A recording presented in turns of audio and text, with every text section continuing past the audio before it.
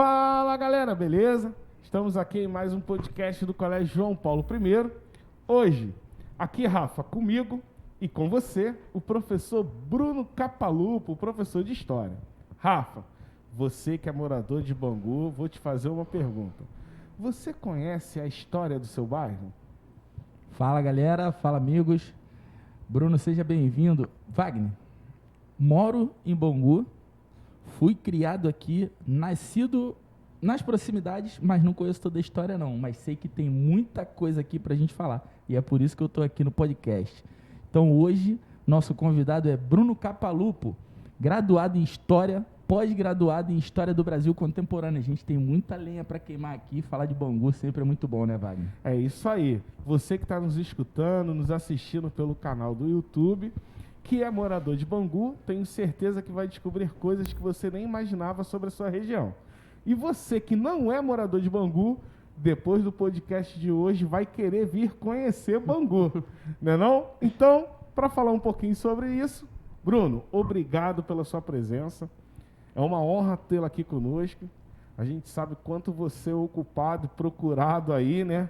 Pela sua habilidade na área de história.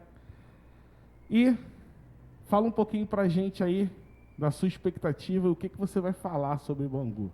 Salve, galera. Primeiramente, agradecer vocês aí pelo convite. Não sou tão ocupado assim, mas nós sabemos como é que é a nossa vida de professor, bem corrido. Consegui um tempinho aqui para nós estarmos gravando e espero que seja um papo muito agradável sobre a história de Bangu, bater um papo com vocês que são pessoas extraordinárias, conhecedores, professores, e eu creio que nós vamos sair daqui hoje bem satisfeitos, tomara que possamos sair bem satisfeitos com o que nós vamos trocar de ideia aqui sobre o nosso bairro de Bangu. Muito legal. Bruno, Wagner, e para nossos ouvintes e espectadores, vamos familiarizar um pouco aqui para quem acompanhou a Olimpíada. O Bruno é o cara que era o Mick Jagger, né? Eu tô sentindo ele tá nervoso. Ele tá eu sei. Esse é o cara que estava num lado da quadra, aquele lado ali nunca ganhava. Ele foi expulso da bandeira dele, ele foi atrapalhar outra bandeira. E aí, esse, para quem lembra, quem viu, o cara que está aqui com a gente hoje é esse. É o Mick Jagger. Já chegou até um comentário aí que pro Bangu voltar a ser vitorioso no futebol, vão expulsar ele do bairro. Pois é, rapaz. Ele fica aqui a promessa de que ele só vai falar sobre o bairro. Ele não vai ser torcedor, nem vai botar o seu corpo no banco de reservas, não. Então, vamos em frente, Wagner. Bruno, Bangu tem uma história muito bonita, uma história muito importante, né, na sociedade atual. E todo bairro tem sua história, né? Mas a história de Bangu tem muitas etapas. Certo? Temos a etapa a partir da fábrica Bangu, mas eu queria que você fizesse uma abordagem um pouquinho anterior a essa etapa, que é a etapa, a gente tem em alguns lugares de Bangu coisas históricas. Então, faz uma abordagem breve, porque depois a gente chega até a fábrica. Né? Claro. Só antes, gostaria de me defender dessas acusações aí do Mick Jagger, só afirmando que quem colocou isso na live foi minha namorada, Traíra. Colocou ela escreveu essa mensagenzinha e eu estava treinando a equipe de handball, que eu nunca joguei na vida, então acho que vocês precisam entender isso daí, que eu não sabia muito como orientar essas equipes, mas foi divertido. Importante é a participação, importante é nós estarmos ali sempre confraternizando durante as Olimpíadas. E sobre essa questão que você pontuou, Rafael, sobre a história de Bangu antes da fábrica, durante anos, nós tivemos aqui em Bangu uma grande fazenda. A partir de 1673, através do Manuel Barcelos Domingos, nós começamos a ter uma ideia de uma fazenda aqui em Bangu. Precisamos entender que toda essa região, ela pertencia à freguesia de Campo Grande. O que era a freguesia de Campo Grande? Ela ia de Santa Cruz a Realengo. Toda essa região era uma região sobre a freguesia de Campo Grande. Dentro dessa região, tinham essas terras de Bangu. Essas terras de Bangu, provavelmente, primeiramente ocupadas por Manuel Barcelos Domingues, quando ele cria a capela ou a igreja de Nossa Senhora do Desterro, provavelmente, segundo algumas pesquisas, onde hoje é a Rua Bangu, antigamente Rua da Fazenda. Então, a história de Bangu se inicia muito pautada em cima da história da Fazenda Bangu. E aí, curioso que durante muito tempo nós não sabíamos onde se colocava essa igreja, a sede da fazenda. E aí, durante essas novas pesquisas, foi descoberto que possivelmente a sede dessa fazenda Bangu, ela está ali no Rio da Prata, entre a rua Rangel Pestana e a rua Fonseca, numa elevaçãozinha que vai existir na rua Jundiaí. Possivelmente a sede dessa fazenda Bangu ficava ali, nessa região, numa elevação. E aí é muito importante a gente analisar que a história de Bangu começa praticamente dentro dessa fazenda. É importante a gente também ressaltar, e para quem está nos ouvindo e quem vai nos ver posteriormente, essa topografia de Bangu, ela é muito sugestiva, né? Ao passo que a gente vai falando o nome das ruas, aonde era o que, a galera já vai se situar, né, na região e vai entender um pouco melhor. Pô, por isso que ali é aquela coisa ali, vai ser mais ou menos por essa lógica, ô Wagner. Assim, até pelos estudos, hoje tem uma avenida muito conhecida aqui em Bangu, né, Bruno, que é a Avenida Cônego de Vasconcelos, que na realidade em 1907 era onde ficava ali o terreno pertencente à fábrica Bangu, né? E ali naquele local foi construída uma nova capela, que você até citou no início. Fala um pouquinho sobre isso. A capela de Nossa Senhora do Desterro, ela foi construída possivelmente na Rua Bangu, onde hoje é a Rua Bangu. Essa capela ela foi transferida para a matriz de Campo Grande, que é a igreja de Nossa Senhora do Desterro, se eu não me engano, na Rua Amaral Costa, em Campo Grande. Posteriormente, a fábrica Bangu, a Companhia de Progresso Industrial do Brasil, ela compra as terras da antiga fazenda. E desses trechos que a fábrica compra é onde hoje está se localizada a igreja de São Sebastião e Santa Cecília, ali no Largo de Bangu. E como a capela ela foi transferida para Campo Grande, existe a necessidade de ter uma igreja em Bangu que possa acomodar todas essas pessoas que estão ali morando, que estão começando a vir morar devido à fábrica. E aí por isso que a fábrica constrói a igreja que hoje nós temos no Largo de Bangu, a igreja de São Sebastião e Santa Cecília. Primeiramente ela é construída de um formato menor e depois ao longo dos anos ela vai se expandindo até o formato que nós temos hoje. Mas aquelas terras eram da fazenda também e que a fábrica comprou, quando compra o terreno para a construção da fábrica, onde hoje é o shopping, e posteriormente depois ela cria essa própria igreja católica ali, porque a igreja católica era a principal religião da época, era que comandava praticamente todo o Brasil, né? Exatamente. Então, quando você fala de Bangu, é inevitável não raciocinar, não ligar a imagem da igreja, né? Hoje a gente fala muito, se você fizer um desenho de igreja, por exemplo, até conversava com o Bruno antes, você faz um desenho de igreja, você já se localiza como aquele local ali sendo Bangu. Sim. E aí ele está falando de um local onde tinha o histórico também, chafariz à frente da igreja, né? Mas isso bem posteriormente, isso, né? Na realidade, até esse chafariz, se eu não me engano, tem uns 2 anos que tiraram. Foi retirado. Ele já foi retirado, recolocado várias vezes. Exatamente. Isso. E aí fica sempre uma briga. Tira o chafariz, brigam porque tiram. Coloca o chafariz, brigam porque colocam. Pra quem não é da área, ou nunca foi, o chafariz ele ficava, né, em frente à igreja Santa Cecília. Exatamente em frente, isso aí. A transformação do bairro em bairro modelo veio através da chegada da fábrica, né, Bruno? E aí, nós chamamos de a fábrica Bangu, mas tem todo um porquê da fábrica ter vindo para cá. Explica um pouquinho essa transformação de ter virado modelo, porque vide o bairro de Bangu nessa época, foi um dos planejamentos mais bem elaborados, planejamentos urbanos mais bem elaborados da época, quiçá até hoje. Até porque junto com a fábrica Bangu veio os seus benefícios, né? A linha férrea e outras coisas que você pode estar falando. Tá falando sobre a fábrica Bangu, aí você vai falar melhor. Eu lembro que eu era moleque e quando eu passava, minha mãe, a gente morava ali em Padre Miguel, onde tem um valão ali que corta a rua. Esse valão corta quase todo o bairro de Bangu. Rua Barão de Capanema. Do lado da fábrica. E aí, às vezes, a gente passava ali, eu era criança, aquela cor ficava mudando. Era vermelho, era azul, porque era a cor que estava sendo fabricado o tecido, perfeito, né? Então fala um pouquinho sobre essa questão aí, Bruno. Legal, só para pontuar uma coisa rapidamente, gente, que essa região de Bangu já era uma região importante antes mesmo da fábrica.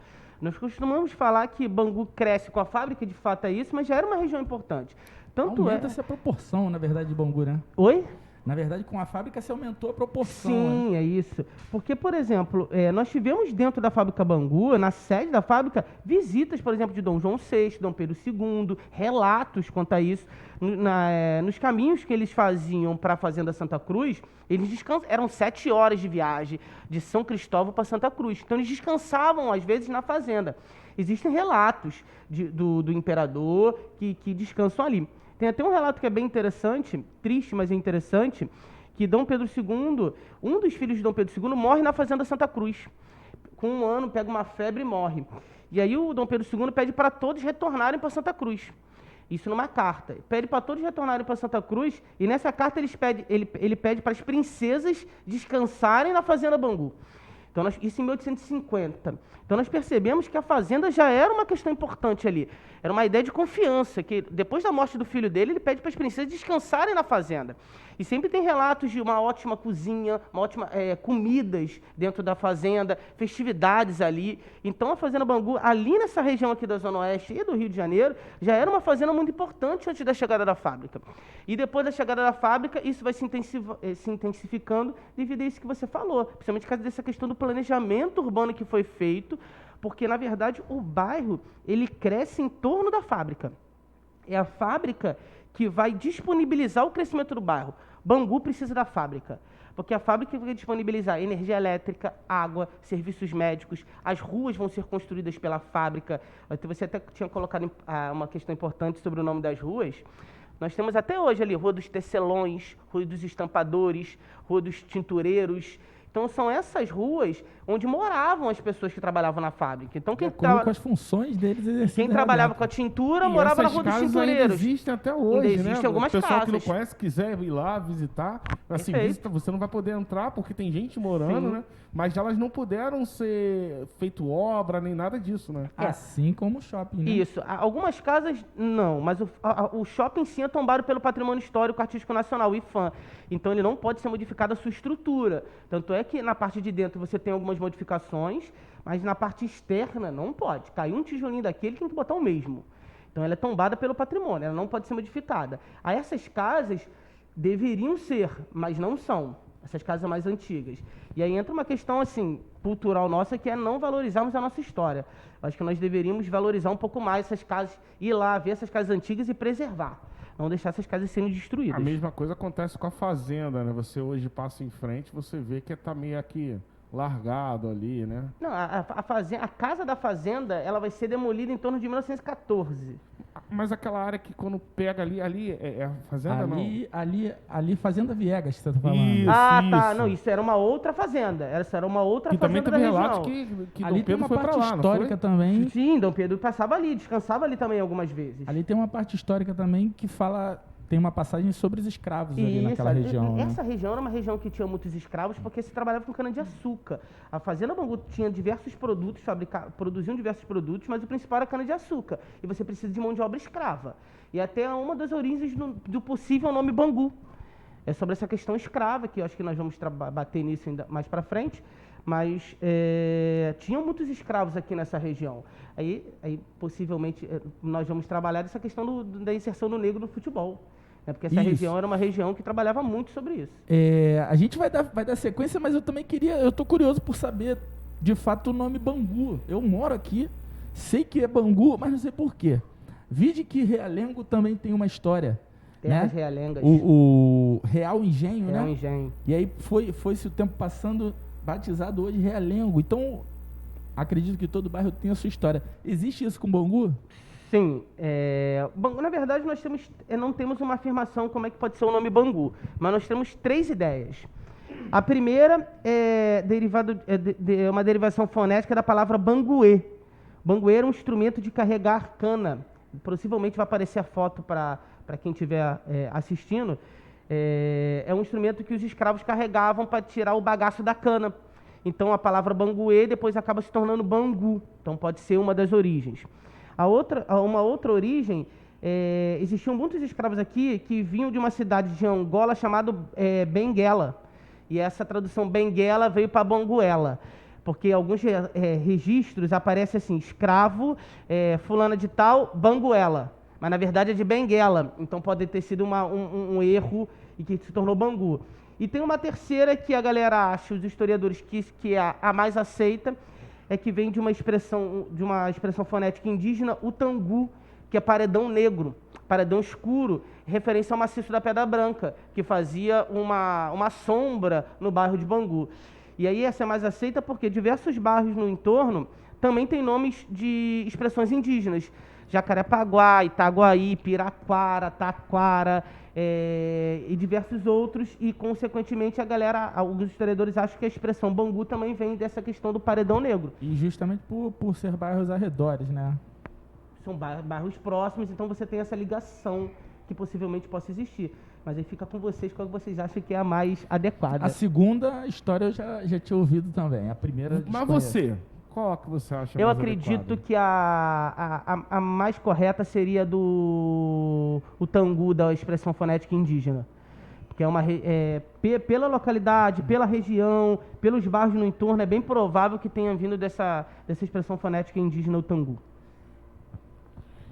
Rafa, chegou numa parte importante que, olha só, eu vou ser bem honesto. Gosto muito do futebol, apesar de não ser um grande craque. Até porque se eu fosse craque, não estava aqui, estava jogando nos melhores times da Europa. Não é? Mas não fico muito atrás. E aí, pessoal, eu fiquei sabendo, conversando com o Bruno, algumas coisas muito importantes que o bairro Bangu fez pro futebol. E quebrou até um pouco do paradigma do que falam aí sobre aquele inglês, sobre aquela questão toda. E no shopping Bangu tem uma estátua de uma pessoa, né, que é um escocês. Fala um pouquinho sobre o futebol, a primeira partida realizada aqui em Bangu e qual a importância desse escocês, o que aconteceu? De antemão, eu já quero avisar que eu confio integralmente nessa história. Porque eu joguei no Bangu e o Bangu, eu representei o Bangu com as cores do Bangu, então eu tô fechado com o Bangu. Essa história é real. Então fala pra gente, Bruno. Me deixa numa situação constrangedora por ser banguense e adorar essa história, mas vamos com calma. Thomas Donahue chega para trabalhar na Fazenda Bangu, vindo da Inglaterra. Lembrando vocês que a fábrica ela foi construída, começou a inauguração em 1893, uma fábrica com modelo inglês de trabalho. Quando o Thomas Donahue chega aqui, na Inglaterra o futebol já está bem desenvolvido, já está começando a se desenvolver. E quando ele chega aqui, ele começa a perceber que está faltando isso na vida dele. Ele precisa do futebol, ele precisa disso. A mulher dele chega tempos depois, traz uma bola e ele começa a fazer a primeira partida de futebol aqui já em 1894. Qual é a grande discussão que se tem? Não tem nada comprovando como uma partida oficial que Thomas Donahue foi o primeiro a jogar futebol aqui no Brasil. Por quê? Segundo relatos, a partida acontece de 6 pessoas. 6 jogadores de um lado e 6 jogadores do outro. Eles colocam feito madeiras, como se fossem traves, e eles jogam no jardim da fábrica. Sem preocupação com uniforme, com regras, com juiz. Eles batem a famosa pelada que nós fazemos hoje. Então, oficialmente, Thomas Donahue não foi o primeiro, porque não podemos comprovar isso. A primeira partida oficial no Brasil vai acontecer por Charles Milles em São Paulo, em 1895, se eu não me engano. E aí, essa é uma grande discussão, né? Os torcedores do Bangu compram essa ideia que nós fomos o primeiro. Eu gosto muito dessa história, mas oficialmente... Pra mim, é essa história. Pra mim, Até o primeiro jogo de futebol foi na suar e fábrica. chutar a bola foi aqui. Foi aqui. E Bangu tem uma história muito linda com futebol, né? E aí, Bruno, falando do escocês Thomas Donahue. É o Donahue. Seu Donahue, mais conhecido como Seu Donahue. Seu Donahue. Desculpa, Temos Jato. uma estátua. Isso, a estátua dele está hoje em monumento. frente à Calunga. É uma estátua quando você entra pelo shopping Bangu, vindo ali pelo calçadão, pelo centro. Na lateral do shopping. Na lateral do shopping, quando você entra pela lateral do shopping, do lado esquerdo vai ter a estátua do Thomas Donahue lá, que é o percursor do futebol aqui em Bangu ou no Brasil. Aí fica da forma que nós acharmos. Pelo menos no Brasil. Gente, Bangu... Charles Miller chegou depois. Vamos trazer essa moral pra gente, né? Vamos, é Bangu, pô. Agora, Bruno, abordando um pouquinho do que a gente já estava falando sobre patrimônio histórico, as estruturas do shopping, que hoje está no lugar da fábrica, reside no mesmo local, as estruturas tiveram que ser mantidas. Sim. Né? Assim como as estruturas, tiveram também as Palmeiras Imperiais, Wagner. As Palmeiras Imperiais estão ali, ó, antes até do que a fábrica, né? Então, queria que você fizesse uma fala sobre por que do patrimônio histórico ele não poder ser transferido, não poder ser mexido. Sim, eu acho essa uma pergunta muito importante, Rafael, porque no Brasil nós temos uma ideia de não preservar a nossa história, e eu acho isso muito preocupante. Eu acho que nós temos como grande exemplo o Cais do Valongo, que durante anos foi é o porto onde desembarcou o maior número de escravos da história da humanidade, no centro do Rio de Janeiro, e que durante anos ficou coberto por uma rua, né? O Rio de Janeiro cobriu aquele cais histórico com uma rua. E quando foram reconstruir aquela região para as Olimpíadas, para revitalizar, eles encontraram o porto de novo, e aí agora ele está lá em exposição. E é tombado pelo patrimônio, está tudo lá bonitinho agora. Mas assim, durante anos, aquilo era uma rua por cima. Deixaram se esquecer, né? Talvez pensado, né? Esse que é o grande problema. Durante anos, aí a gente vai debater uma questão racial, provavelmente mais para frente.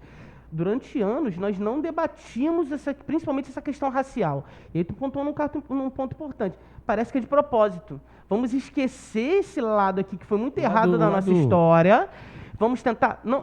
que muita gente tem essa ideia até hoje. Não vamos comentar sobre isso porque foi ruim. Não, nós temos que comentar sobre isso. Nós temos que aprender para isso não voltar.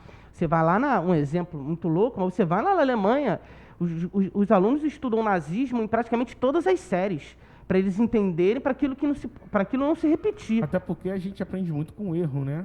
É um dos objetivos da história, aprender com erros e acertos. A gente não precisa ir longe também. A própria fábrica, a própria fazenda que o Wagner está citando, Fazenda do Viegas, é esquecido. Depredada. É esquecido. Hoje Depredada. quase nada lá. Você poderia usar as escolas como visitação ali, fazer um trabalho de campo, um baita de um aprendizado para os alunos. Isso não pode, porque praticamente está dominado ali por milícias, por marginais que vivem naquela região. Então, assim, nós precisamos... O Brasil e o Rio de Janeiro, nós não acostumamos a valorizar na nossa história. Nós tentamos apagar ela. Foi o que aconteceu com o Cais do Valongo e outras situações dentro da cidade, e é o que nós lutamos para que não aconteça com a fábrica, o que era a fábrica e que hoje é o shopping. Por isso da importância porque quando a pessoa passa, vê o shopping, vê aquela estrutura, ela já automaticamente já percebe que tem algo de diferente ali, não é um shopping normal. Se você traz uma pessoa de fora para conhecer Bangu, ela, cara, um shopping diferente. Então, isso é uma questão importante, para você explicar para ela que ela era uma fábrica, que essa fábrica aqui mudou o bairro na região. Então, acho que são questões importantes para esse trabalho. É por isso que tem que permanecer. Nós temos que lutar para patrimônios permanecerem intactos, porque a história ela é contada a partir daí. Acho que um grande exemplo de como nós não cuidamos do nosso patrimônio foi o incêndio no Museu Nacional, há 2 anos atrás, que destruiu aquilo tudo. E ficou por isso mesmo, né? Ô Wagner, a gente está falando de Bangu, tá me vindo a infância aqui, cara, a memória. Só nostalgia, né? Cara. E aí, assim, eu como cria de Bangu, eu ia com meu pai e minha mãe lá na Padaria Mercúrio. Padaria Mercúrio era na Cônego de Vasconcelos, onde hoje é uma loja de roupa, bem à frente da escada rolante. Bem à frente da escada rolante, na esquina mesmo com Isso não é da minha época, a não. Rua da Estação. E existe aí uma galera de 20 e poucos anos que nasceu no calçadão, entre aspas, né? Sim. Nasceu com o calçadão já feito ali. Mas o calçadão já foi rua. Já foi rua? O calçadão já foi uma semi-rua, um semi-calçadão, porque passava uma ruazinha entre ela e ali tinha feira, lá perto do supermercado lá em cima. Então, assim, muita nostalgia. Mas existe ainda uma história anterior. A estação de Bangu, Bruno, a estação de Bangu, ela veio para comportar o quê? A fábrica Bangu, né? Sim, aí novamente aquela questão de como a fábrica muda o bairro. Você tem a compra da fábrica em 89, em 1990 para 91 você já tem a construção da estação ferroviária ali de Bangu. E parece que era a última estação, né? O trem vinha e fazia exatamente, a volta. fazia a volta e depois que ela se porque alonga. como ele era Maria Fumaça, ele não tinha como voltar, não era isso? Aí tinha que fazer a volta, Ele né? fazia a volta para retornar, como muito parecido em Deodoro, hoje também tem, Sim, né? sim. Uma questão de você poder fazer o retorno. Era a última estação, depois ela progride mais até Santa Cruz. E é importante porque a estação ela tá ali exatamente para trazer os trabalhadores, levar os trabalhadores para suas casas, bem que a maioria dos trabalhadores moravam no entorno da fábrica, mas também para escoar essa produção, que era uma fábrica de tecidos, então você precisava escoar essa produção. Então a fábrica, ela muda toda a região, inclusive com a estação. Você contou uma parada bem legal sobre a questão da água mudar ali na rua. Era como se fosse um ponto turístico. Todo final de tarde, o povo do outro lado de Bangu, que morava perto, eles ficavam, eu já ouvi relatos, eles ficaram apostando qual era a cor que iria aparecer. Era o pôr do sol de Bangu. Isso, era a tipo cor. assim, era legal que o pessoal falava, e hoje tá fabricando a roupa de tal cor, um tecido de tal cor. Era muito legal. Assim. Muito interessante. E assim, também, meu pai, morador de Bangu, só que meu pai já morava do outro lado da linha férrea. Sim. E ele dizia que não havia separação, era linha férrea, posteriormente houve uma cerca, mas que era ultrapassada e se via os jogos acontecer ali, né? E vou falar uma coisa que, assim, não tá até no nosso roteiro aqui, mas eu conversando com o Bruno, antes, né, eu descobri, né, nem entrou nesse roteiro aí, mas eu gostaria que ele falasse, né? Porque o Bangu, de uns tempos para cá, ele ficou muito conhecido pelo quê? Foi deixado todo esse contexto histórico de lado, foi deixado o Bangu Atlético Clube de lado de futebol e o Bangu só é lembrado pelo presídio, né? Com anos depois de toda essa construção veio o presídio. Só que o Bruno falou algo que é muito legal. O presídio não é em Bangu. Não é Bangu, é então isso fala aí. um pouquinho sobre isso aí, Bruno. Para as pessoas que acham que Bangu é o presídio e só tem presídio, Bangu não tem nem presídio, gente. Não vamos levar o peso para quem mora no bairro, né? Só vamos tirar de Bangu. Vamos lá, explica, por favor. É porque, na verdade, o complexo penitenciário, ele surge em Bangu. Mas desde 2004, ele não pertence mais a Bangu, ele pertence a Jericinó. É o complexo penitenciário de Jericinó. E aí, quando você fala que mora em Bangu, para quem não conhece, é muito engraçado.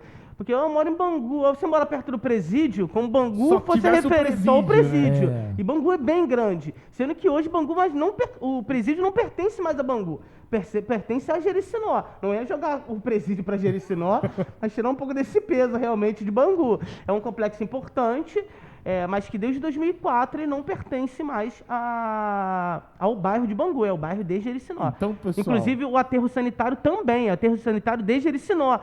A galera chamava ele de lixão de Bangu, agora é aterro sanitário de Jericinó. Então, pessoal, deixa eu só salientar. Bangu não tem presídio e nem lixão, ok? Hoje em dia situamos Bangu pelo Shopping Bangu. Exatamente. Bom, pelo clube.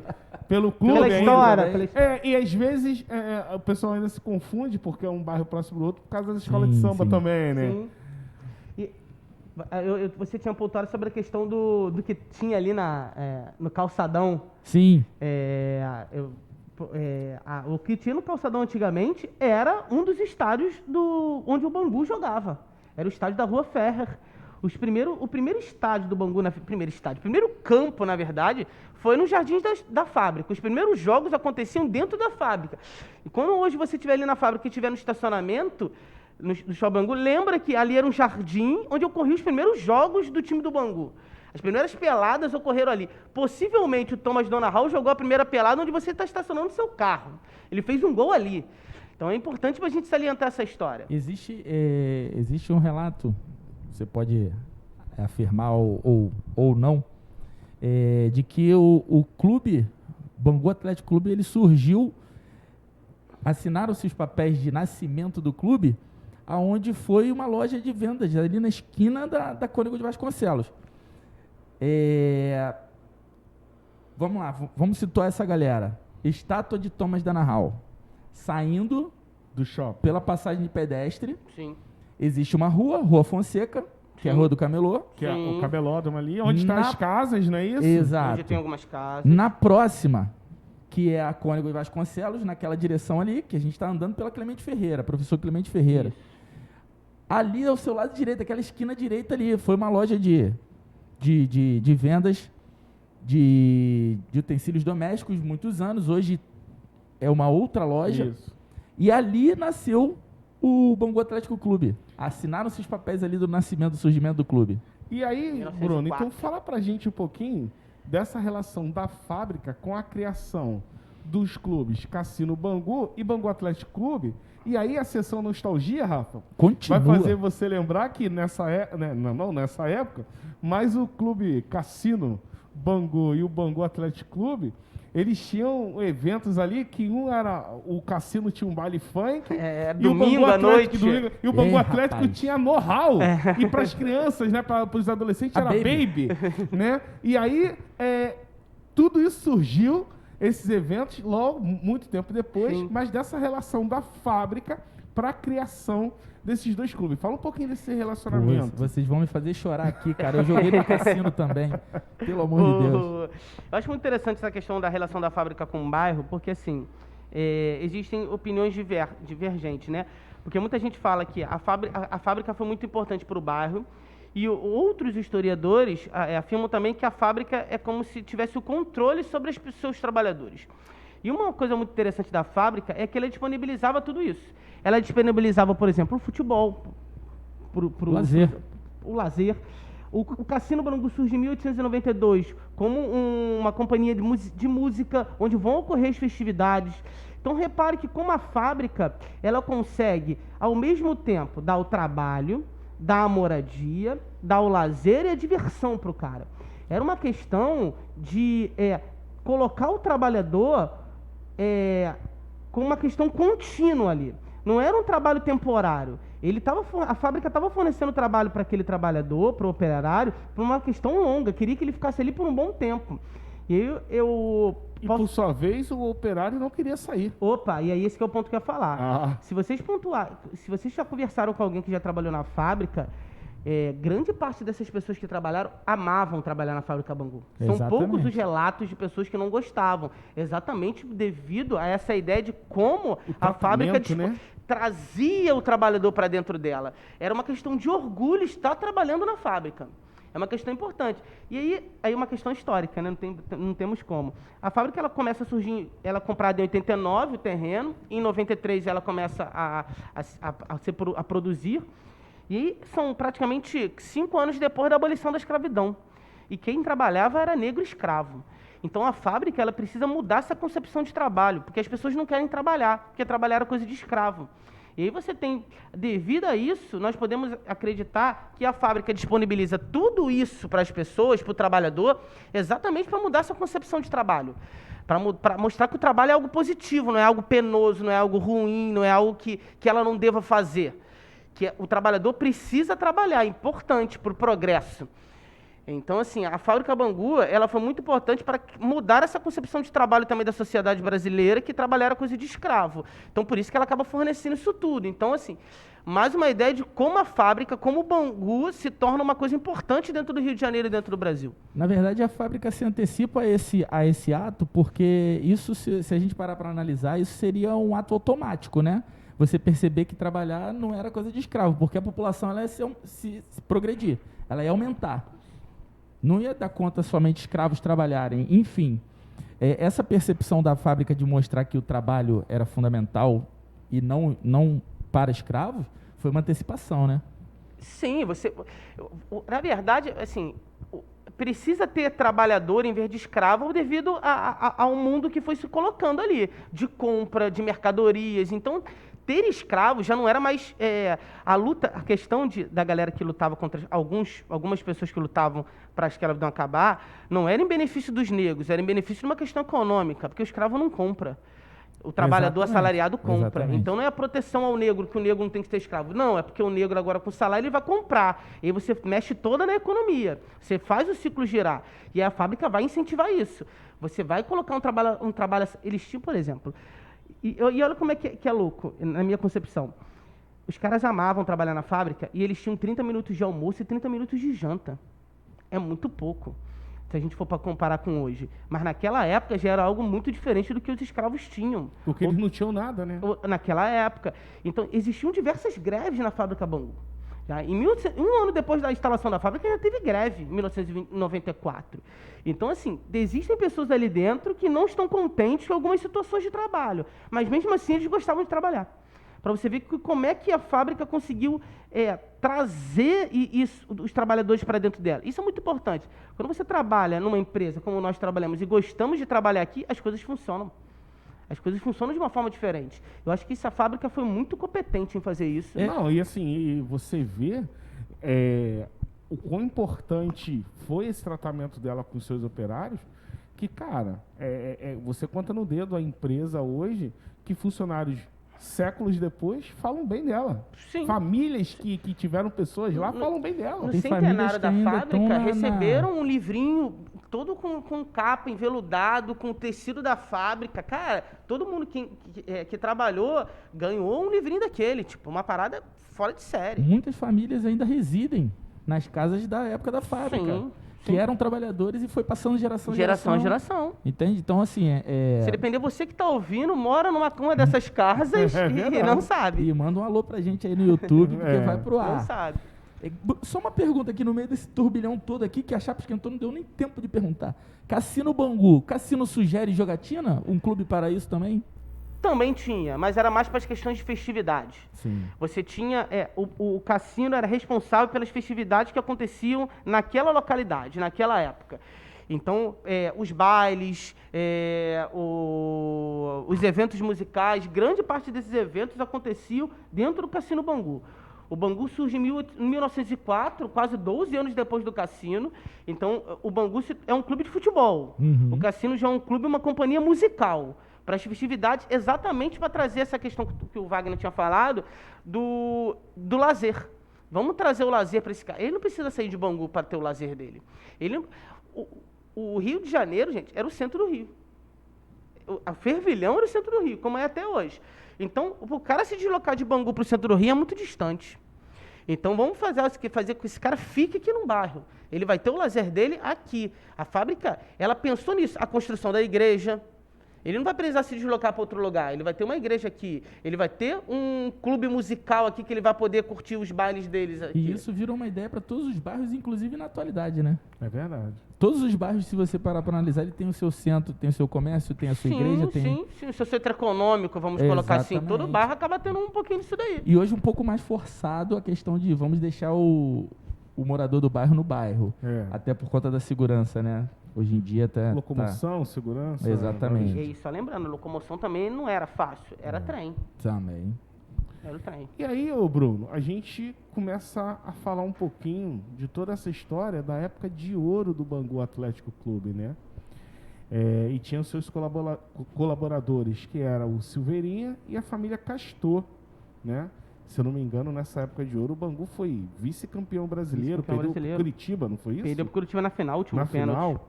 Fala um pouquinho dessa história aí.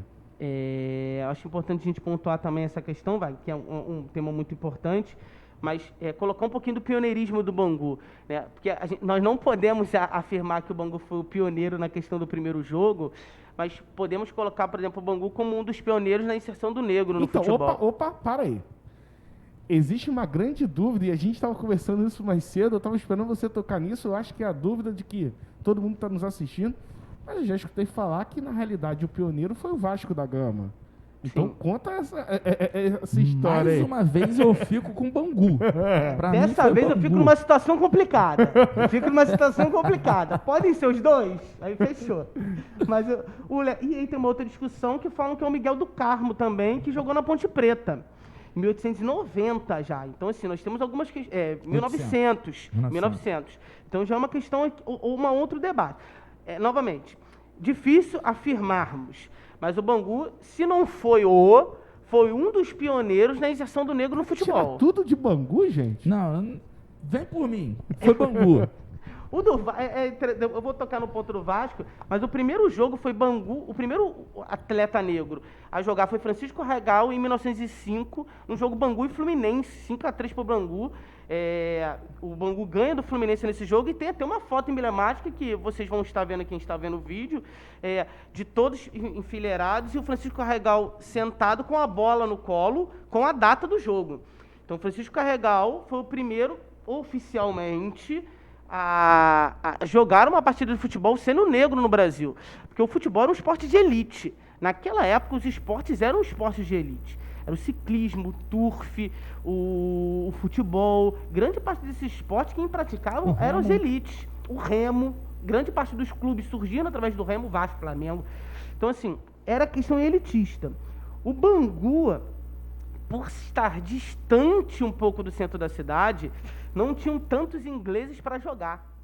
Então, com a criação do Bangu em 1904, começou a surgir a necessidade de colocar os trabalhadores da fábrica para jogar, os pobres e negros. E aí que entra o Francisco Carregal para jogar em 1905.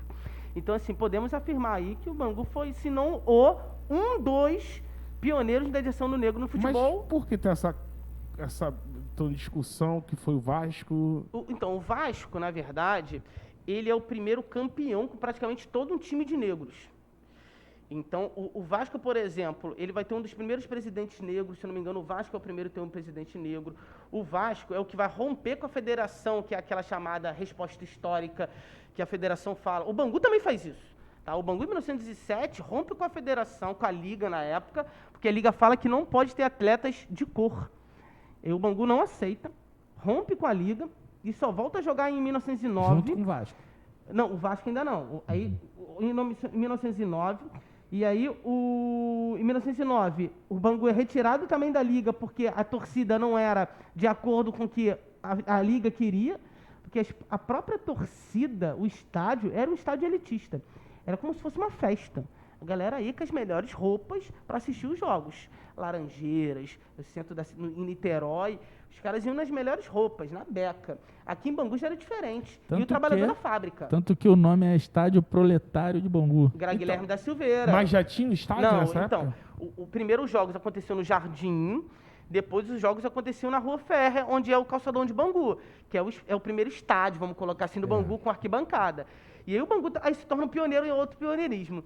Porque nesse estádio da Rua Férrea, por exemplo, é que não vai distinguir nas arquibancadas ricos e pobres.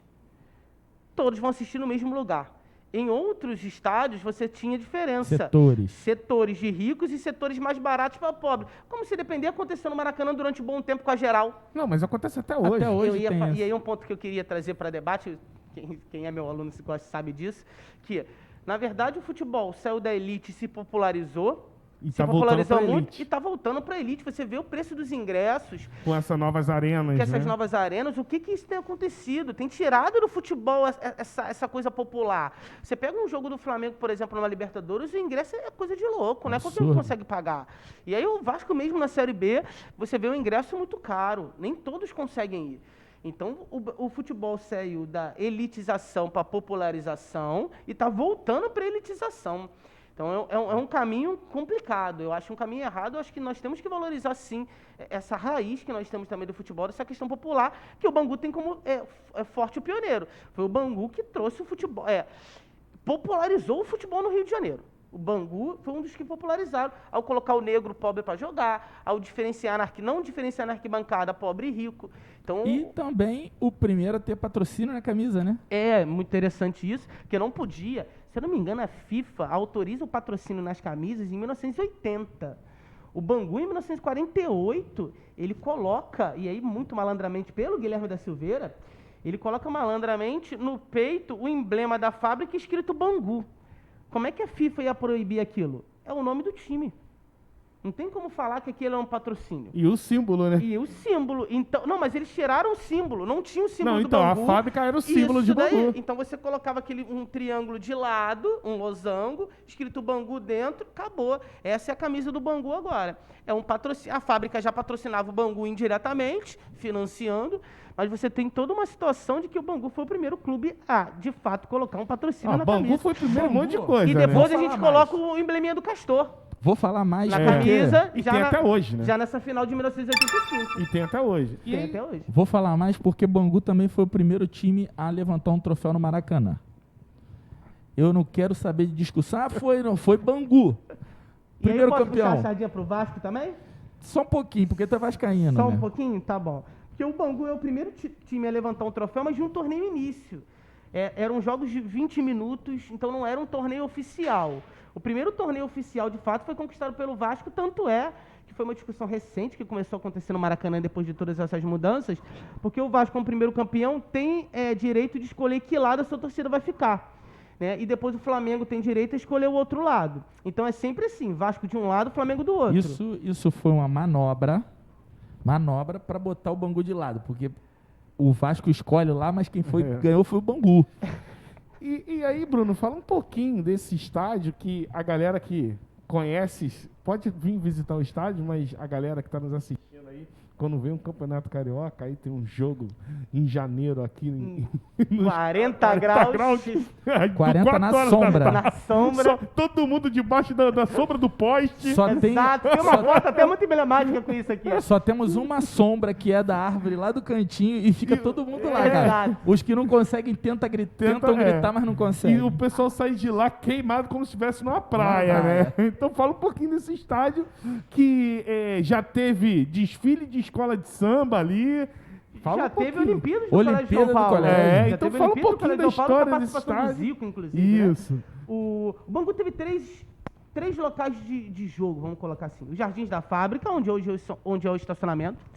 Nós tivemos ali na Rua Ferro o primeiro estádio, que o Ari Barroso chamava de cancha acústica, a cancha encontada do Ferrer, que era uma pressão muito grande. Gente, ali... Por exemplo, os jogos eram elitizados. Então, por exemplo, os times iam... Na própria fábrica, por exemplo. Se eu não me engano, o América uma vez veio jogar aqui, o presidente do Bangu se associa ao América e dá almoço para os jogadores.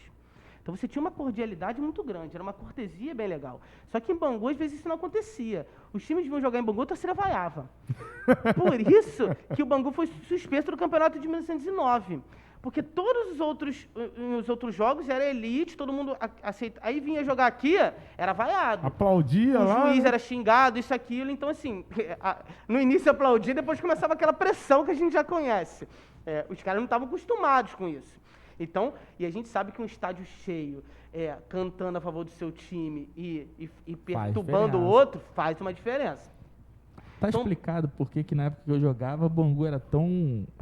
fazia rivalidade com vários times por causa disso aí. Chegava aqui, todo mundo queria vaiar. E eu via muito o jogo do Rafael, era menor, sou bem mais novo do que o Rafael. Não, bem mais novo não faz isso. E eu via os jogos do Rafael sempre tomando vários frangos lá, agarrando. Eu vou logo falar aqui. Mas tá na hora de falar Desculpa. De falar os erros?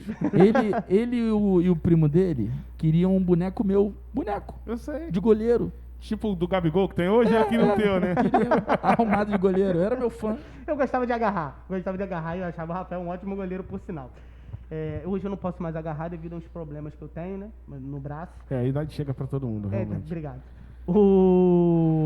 E aí o Bangu teve 3 estádios, os Jardins, do da Rua Ferrer, e aí a partir de 1947, se eu não me engano, foi inaugurado o estádio proletário Guilherme da Silveira. Proletário porque é trabalhador, operário. E por que chamam de, carinhosamente, Moça Bonita? Porque existe a lenda que quando o trem passava, os militares que também passavam ali devido à estação, e as pessoas sempre ficavam olhando e sempre tinha uma moça bonita olhando o trem passar. E aí muita gente falava, ali uma moça bonita, e é exatamente no local onde hoje existe o estádio proletário Guilherme da Silveira. Virou praticamente um subbairro, né? Essa se você pergunta, o estádio é o estádio Moça Bonita, isso é falado até nas transmissões. Isso. O estádio Moça Bonita em Bangu, onde tem a Praça da Guilherme da Silveira, é um local bem legal, de se conhecer, venham aqui a Bangu conhecer, a história tá ali, né? Pulsando. É verdade. E ali, por sinal, do outro lado da estação, tem o Guilherme, do outro lado tem um dos marcos, que é uma lápide de concreto que demarcava as distâncias de Santa Cruz para a fazenda de São Cristóvão para a fazenda Santa Cruz. Eles construíram aquilo para demarcar. Então, o marco 6 é ali, do outro lado da estação do Guilherme da Silveira. Tem até hoje ali uma lápide de concreto marcando marco 6, que é o marco de Bangu. O marco 7 é ali praticamente Senador Camará. Isso. Então aquilo era marcado em léguas, para que quando você vai chegar lá na Fazenda Santa Cruz, isso bem mais atrás. Isso já é um adendo para a história de Marco 7, né? Que a gente chama de Marco 7, aquela região ali. Sim. Né? Bruno, a gente estava falando dos colaboradores, Silveirinha, Família Castor, foram muito influentes ali no bairro, e a gente tem ainda um patrimônio da família Silveirinha, né? Ao lado da igreja, Wagner. E ali tem pessoas envolvidas nas questões burocráticas e políticas aí da região, que é até o Vladimir Muth, Sim. né?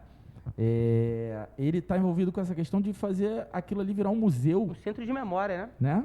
né? O que você acha dessa condição? Será que vale a pena? Como deve ser estruturado isso? Muito. E aí entra naquele debate que nós estávamos tendo antes, sobre essa questão da não valorização da memória. O patrimônio está abandonado.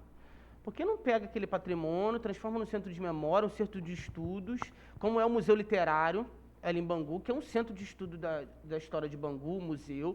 Por que isso não é feito ali também na Casa do Silveirinha? Coloca como uma casa de visitação, onde os alunos, as escolas podem fazer uma visitação, onde elas possam conhecer a história de Bangu, que na minha concepção é muito importante. Nós conhecemos a nossa história, a história do nosso bairro. Você tem aí, por exemplo, o cara pode fazer uma visitação ao clube, pode fazer uma visitação à fábrica, pode fazer uma visitação à Casa do Silveirinha. Então, é extremamente importante essa luta do nosso amigo Vladimir Muth, exatamente para que se torne um centro de memória, um centro importante de preservação da história de Bangu, que o patrimônio está praticamente abandonado hoje. E quer ver uma outra coisa que ninguém fala mais? Eu lembro, sou nostalgia, eu lembro da minha época de adolescência, quando eu estudava, né? E aí, quando a professora passava um trabalho para a gente realizar em casa, para onde a gente ia? Biblioteca de Bangu, né? Que hoje não tem mais, né? Eu nem sei se funciona aquela biblioteca ou se tem. Hoje você tem ali o Museu da Bangu, onde é o centro literário. Virou regional, não é isso? E perto dali da regional, onde você tem ali um centro de pesquisa. Por exemplo, esse livro aqui, o livro que vocês estão vendo, foi construído através de pesquisas ali daquele centro ali. Mas existe ainda a biblioteca? Existe uma bibliotecazinha ali, sim. Mas que a galera pode ir estudar, que nem tinha antigamente? Eu não sei como é que era na tua época. Na minha época era assim, a galera poderia ir lá, pegar o livro, sentar, estudar, Então, trazer livro para casa, voltar. Consegue sim. Fala aí desse livro aí, porque a galera que vai estar ouvindo a gente no podcast pode não conseguir ver. Fala pra gente aí. É um livro sobre a história de Bangu, da Fazenda Bangu, né? A Joia do Sertão Carioca. Do Paulo Vitor Braga da Silva e do Benevenuto Roveri Neto. É um livro muito importante que conta um pouquinho sobre essa história de Bangu, antes da fábrica.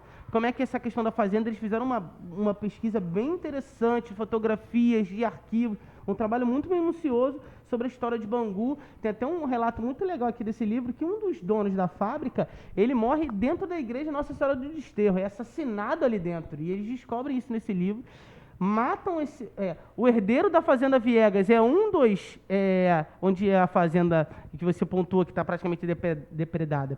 Um dos herdeiros da Fazenda Viegas possivelmente foi um dos mandantes do crime, ou se não o autor, e ele é o João Manuel Freire, se eu não me engano, é o dono da fazenda que morre dentro da igreja, e quando o padre vai fazer a extremunção dele, é assassinado também. Isso vai ir para o Conselho Ultramarino, Portugal vai interferir nisso, vai decretar a prisão desses caras. É um reboliço danado aqui, então tem muita história para se falar. Esse livro é bem legal. Nesse livro, por exemplo, tem o local onde possivelmente onde foi a sede da fábrica, que foi demolida, onde era a sede da igreja Nossa Senhora do Desterro. Então ele mostra com imagens bem legais, um estudo de pesquisa muito interessante. Recomendo comprar esse livro, tem na internet, tem na livraria ali no Shopping Bangu e tem no Museu de Bangu ali no Centro Literário também. Pô, eu tô aqui querendo fazer uma loucura aqui, queria saber se vocês topam embarcar na minha loucura. Será que é o que eu pensei aqui? Eu pensei em algo muito doido agora. Vamos ver se é a mesma coisa então, Wagner. É o seguinte, não tem nada combinado, galera. Tive aqui a minha ideia, ele teve a dele aqui, é o seguinte, vamos ver se bate. Faço o convite ao Bruno e a você, Wagner, pra gente sair por aí catalogando a história de Bangu. Relatos, fotos, o que a galera tiver para mostrar pra gente. Vamos documentar isso tudo aí. Topa comigo, Bruno? Sempre. Eu topo, mas a minha ideia foi quase parecida com isso. Olha a minha ideia. É uma parada bem louca. Eu ia falar o seguinte, que a gente tá chegando no nosso final, né? Papo que é bom, passa rápido, né, Bruno? E eu ia falar o seguinte, a galera que não conhece Bangu, ou até mesmo que conhece, tá gostando do papo, e gostou e ficou curioso, eu ia falar assim, bota aí um recadinho no YouTube, quem sabe a gente não organiza uma visita com o Bruno apresentando esses locais. Vai de guia. Vai de guia, é isso que eu tinha pensado. Então, maravilha. Assim, conheça Bangu com o Colégio João Paulo I e o professor Bruno Capalupo. Maravilha. Eu tinha pensado nisso, é parecido com o que você... Vamos nessa espinha aí, vamos em frente. Se é para falar de história, se é para engrandecimento da galera, estamos juntos. É uma das vertentes da escola, né? A nossa escola pauta muito em cima disso. Então, Bruno, a gente tá chegando no final. Rafa, estamos chegando no final. Espero que você tenha gostado. Temos diversos assuntos aí pela frente, né? Estamos chegando aí próximo ao Enem. Então, o nosso próximo podcast vai estar falando com o professor Luciano Cortinhas e o professor Cláudio Drummond sobre estratégias para o Enem, como o aluno deve se preparar no momento antes, na hora de chegar para a prova. Então, galera, fiquem ligados que muita novidade está chegando. Rafa, deixa seu recado final e depois o Bruno para a gente se despedir. Eu queria aqui agradecer, Wagner, a você, ao Bruno, principalmente, por estar aqui abrilhantando conosco esse podcast. Queria dizer para todo mundo que está ouvindo a gente aqui e que está nos assistindo aqui e para o Bruno, que eu fiquei em alguns momentos emocionado por saber da história de onde eu vivi, onde eu vivo, né, a minha vida toda. Então é uma emoção muito grande falar de Bangu, relembrar histórias, porque quando se fala da história lá atrás, antes, quando a gente nem pensava em nascer, veio se desdobrando e as coisas vêm acontecendo na nossa época, é um sabor sensacional. Então, obrigado pela presença aí, por abrilhantar esse podcast, e quem sabe mais na frente a gente faz a história um pouco ainda mais aprofundada, mas tá fechado esse nosso tour por aí, hein? Primeiro eu quero agradecer a vocês pelo convite, é uma honra estar aqui falando de história, falando da história de Bangu. Eu acho que a história ela precisa ser muito mais divulgada, é extremamente importante nós estarmos divulgando a história do nosso bairro, a história do nosso país. Nós temos que valorizar muito ainda isso. Muita pouca gente sabia sobre a história de Bangu, apesar de ter sido um papo praticamente aí de 1 hora, nós tínhamos muito mais lenha para queimar. Isso é muito legal, super top esse projeto. Eu acho que poderia ser um trabalho de campo, um projeto que para existir todo ano ou todo mês a gente fazer uma visitação a alguns pontos, que o governo possa valorizar, pode criar esse centro de memória na Casa de Silveirinho, que nós possamos valorizar a nossa história. Acho que é muito importante, como nós seres humanos, como nós brasileiros, entendemos um pouco da nossa história. E isso acho que se passa, nós entendemos primeiro a história do nosso bairro. Se eu entendo a história do nosso bairro, eu passo para a história da minha cidade, a história do meu país, e eu creio na minha concepção que isso se torna mais fácil. Então, assim, agradecer a vocês por estar dando esse espaço para nós trabalharmos com isso. Eu trabalho com história já há quase 10 anos e eu sei como é que isso é importante dos alunos, das pessoas escutarem mais sobre história, que durante muito tempo foi marginalizada, ainda é até hoje, mas que eu considero que é muito importante para nós aprendermos para a nossa vida. Eu queria jogar uma pimenta nessa estrutura aí, Wagner, e perguntar para ele se a história da sua comunidade local não deveria ser exposta antes da história geral. O que você acha disso? Para a gente fechar. É um debate que eu tenho muito. Polêmico. Meio... Que no 6º ano nós trabalhamos muito com a história geral. Então a criança no 6º ano, ela está estudando, por exemplo, Pérsia, Egito, Hebreu, Mesopotâmia, Fenícia.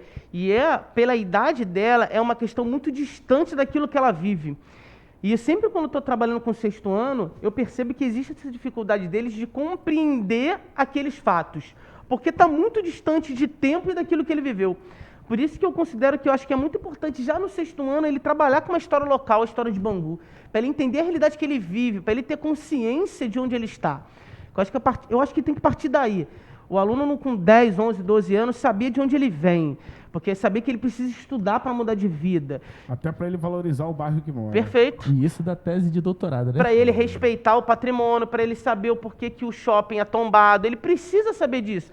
Quando ele vê o cara pichando na rua, ele saber que aquilo é errado, que ele está pichando o patrimônio. Porque assim, eu não sei vocês, né? A gente vai finalizar, galera, mas assim, eu não sei vocês. Devido a isso que você está falando, a minha geração, acho que a sua, a do Rafa, eu até hoje bato no peito quando as pessoas falam, e eu falo com orgulho, eu moro em Bangu. Sim. Hoje, os adolescentes, a nova geração, ela tem vergonha. Sim. Né? Porque não conhece, às vezes, essa história. Exatamente. Eu acho que entra um pouco nisso. Eu preciso sentir orgulho de onde eu estou. Eu preciso ter a consciência aonde eu estou. Precisamos entender que, e nós acho que sabemos, as oportunidades não são as mesmas para todos. Então, a pessoa primeiro precisa entender aonde ela está. A consciência, valorizar o bairro dela, amar o bairro dela para ela cuidar. Que quando a gente ama, nós cuidamos. Exatamente. Então, eu preciso cuidar daquilo ali. Maravilha. Então é isso aí, pessoal. Estamos finalizando mais um podcast. Fiquem ligados que o próximo, você que vai fazer o Enem, ou você que não vai fazer, mas quer saber dicas de como se preparar para uma prova de concurso tipo Enem, você vai gostar e muitas novidades vêm por aí até dezembro, que é o fim do ano, e aí a gente dá uma pausa no podcast para retornar no ano que vem. Mas fiquem aí aguardando que muitas novidades vêm por aí.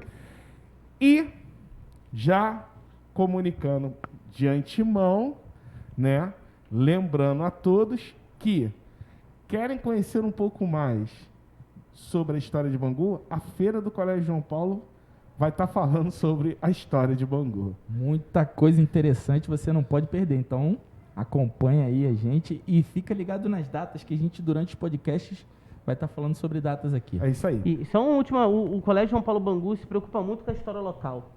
Então isso é muito importante, tá total liberdade para nós trabalharmos isso dentro de sala de aula.